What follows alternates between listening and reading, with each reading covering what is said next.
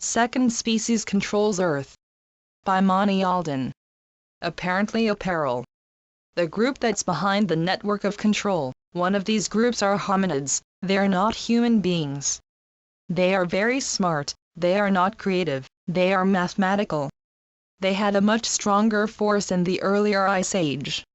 They have elongated skulls, they may produce offspring in mating with female humans, but that offspring is not fertile. We live in a world of secret societies, and secrets, and the information that ought to be public is not public.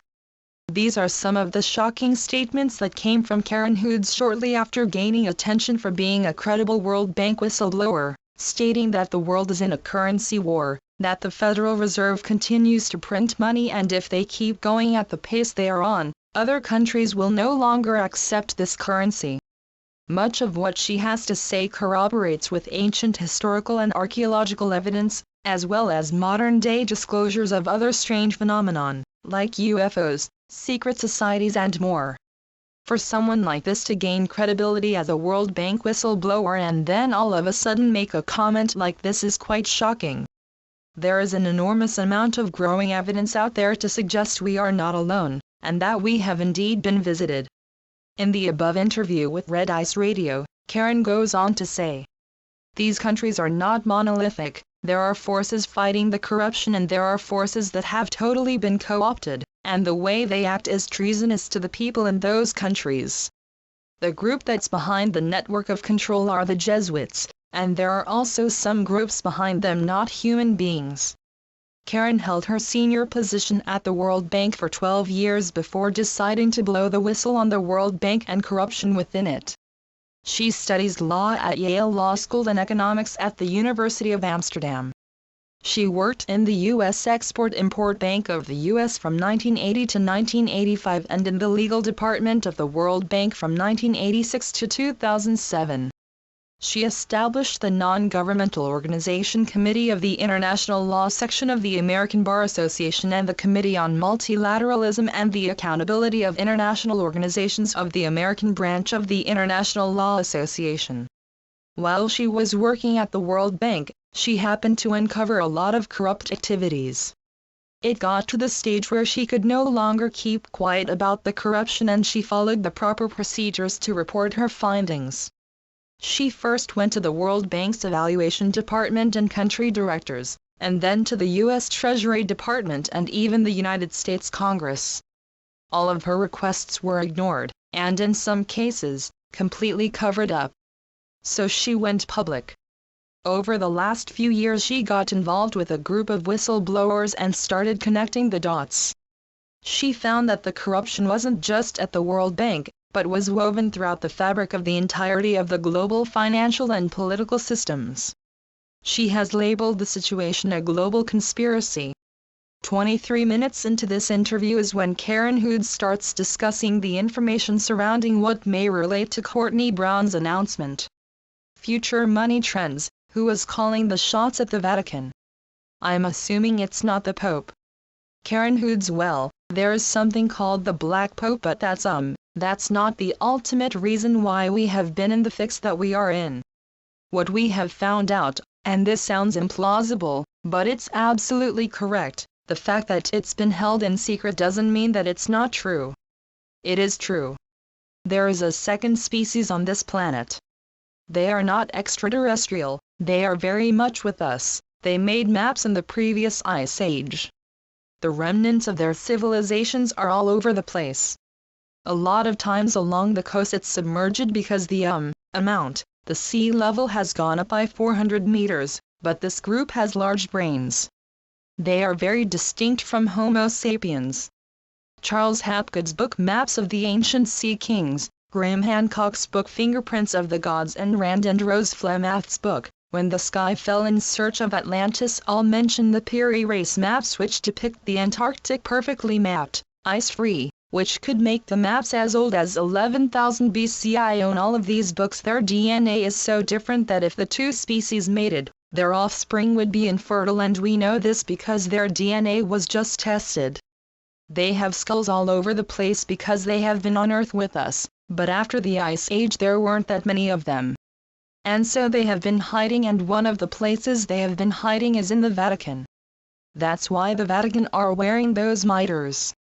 It turns out that's also what the high priests wore in the early beginnings of Judaism. Moses was actually a Kenaton who was a pharaoh. They know this because the prepara which was taken from one of the pyramids talks about this. The people that were doing archaeology in Israel know this, and the reason is that not only Homo sapiens is trying to keep human beings under control by divide and conquer, using our money system, they have also been doing this with our religion. Organized religion. Trying to get human beings to hate people of different faiths so that they will kill each other off, so that the people in the back, manipulating human beings, could use us like cattle. That's what's been going on through our history. Future money trends. Okay, Karen, you're an attorney, you worked for the World Bank for 20 years, what you're saying is on the fringe of conspiracy. It sounds crazy, so, I mean, obviously you have had to come to terms with this. What have you seen that has made you so confident to actually say this stuff publicly? A bas-relief of the pharaoh Akhenaten and wife Queen Nefertiti with their 3 children, all with elongated craniums. Source: Karen Hudes. Because they have been going to meetings. I sent an email to a fellow in Portugal, and the next day he went to a meeting of bankers and he sent me back an email saying that at that meeting there had been a big-skulled individual with bright blue eyes. Another person in touch with Dr. Edward Spencer, who was a retired neurologist, he's the one who started telling me about this. A friend of his was in Egypt and saw these Homo sapiensis running around. Their skulls are all over the planet. It's not a conspiracy theory. Just because this group likes to hide and likes to accuse people of having conspiracy theories doesn't make these facts wrong. They are facts. The whole interview is worth listening to if you have the time, as the other areas that Karen Hudes discusses actually do make a lot of sense, even though for some people they may seem a bit extreme or very out there. As with any source, a good way to examine the credibility is to look at all areas being discussed and search out if there are truths that we may already understand or accept. At the end of this article I will list the other subjects Karen Hudes brings up. I will now again mention the Webbot forecast from Cliff High's Webbot Report, The Shape of Things to Come, Volume 1, Issue 1 from September the 30th, 2012, which I wrote about in this article here, as this information that Karen Hudes discusses actually resembles the Webbot prediction in a stronger way than other guesses I have made towards Courtney Brown's upcoming announcement. There is a period of time predicted where there are major food shortages in the U.S. which causes possible rioting or protest situations. What causes the shortages? Cliff mentions that the cause could be related to a number of elements such as economic collapse, false flag events, strange things in the sky that seem invisible or cloaked, and extraterrestrial activity. During this period of time, documents are released on the internet. Now, these documents may have been found underground as the report is suggesting, or may simply be released during a period of time in relation to the above conditions. These documents are said to show strong evidence towards humanity being a genetic subject and will change the way we look at human history and its evolution. The evidence will show that extraterrestrials have been involved with the creation of life on Earth. This information is based upon past civilizations as well, in connection to that. This in turn will cause a breakdown in the various religions around the world over the weeks after the information has been released. Karen Hudes also says this: I have gone to something called the International Organization of Supreme Audit Institutions, and I have been collaborating with all the whistleblowers of the world, and we're bound and determined that we're going to get this corruption taken care of. This group of whistleblowers that she is a part of, perhaps Courtney Brown is also part of this group, and that they are planning to make a combined release of evidence and information towards not only what Karen Hudes has mentioned within this interview, but also other information. The recent DNA results on the Paraca's elongated skulls would be a good addition to any evidence presented. With relation to the rest of the interview with Future Money Trends, Karen Hudes also goes into the following topics. We have solved the mystery as to why humanity has had nothing but wars and terrible problems, why we're always at each other's throats.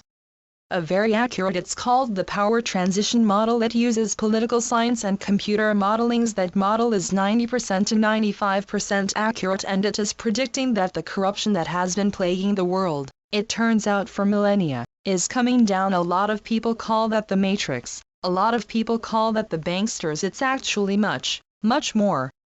The fact that NSA whistleblower Edward Snowden is getting coverage on the mainstream media should be letting people know that he is part of the Matrix, because the mainstream media is owned and controlled by the same group that are the owners of the Bank for International Settlement. That is a scam. People are supposed to have currency that's issued by their governments directly, which doesn't carry interest. That is what John F. Kennedy was trying to do, and the reason why he was assassinated.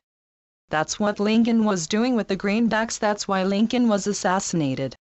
The banks that are too big to fail, that's really one banking cartel, and that group is going around buying up politicians. There are secret societies like the Knights of Malta, and they're promoting people and making sure that those people become the gatekeepers.